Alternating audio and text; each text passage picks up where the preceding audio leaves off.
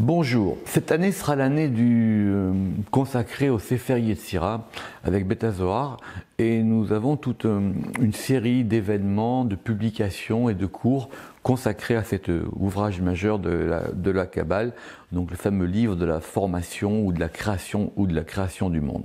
Le premier événement de cette série, c'est une publication qui vient de sortir, qui s'appelle Sefer Yetzira de Jean-Yves Le Gouas. C'est un travail universitaire que nous avons trouvé, Jean Baumgarten et moi, de monsieur Jean-Yves Le Gouas, qui a fait en 1992 une thèse avec le grand rabbin Charles Touati sur le Sefer Yetzira. Et quand on a vu ce travail, qu'on l'a découvert avec Jean et qu'on l'a étudié, on a dit il faut publier un travail comme ça, et ça n'existe pas en langue française, ni d'ailleurs pas forcément dans d'autres langues. La première difficulté pour les gens qui veulent étudier le Sefer Yetzira avant de se lancer dans des grandes interprétations et diversations autres, c'est de comprendre le texte.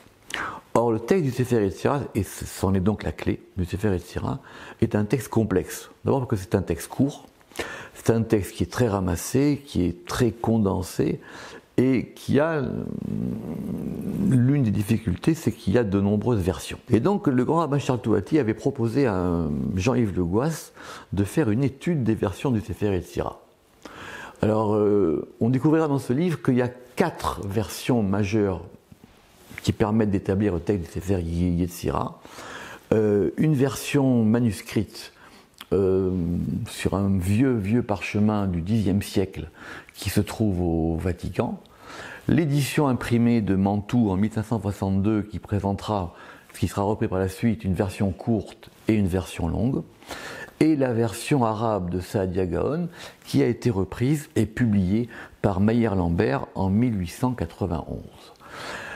Donc l'idée de ce livre, c'est d'abord de présenter le texte, de présenter d'abord les grands thèmes de ce texte, du Sefer Yetzira, les lettres, les séphirotes, les planètes, les membres du corps, les variations, l'année, le monde, l'âme, et de donner des outils clairs et fondamentaux pour analyser le texte.